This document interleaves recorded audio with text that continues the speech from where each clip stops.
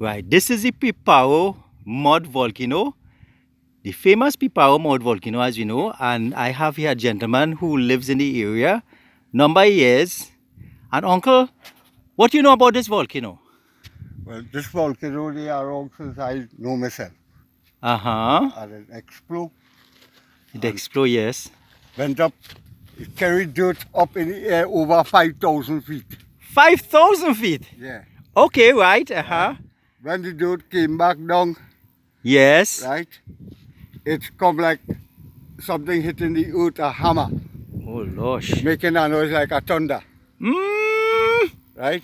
And that it may was be a frightening song. And that what? the place get dark, Right.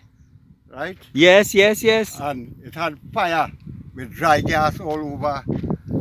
What time? Exploded What time so? About That is the 4 last o'clock in option. the morning. The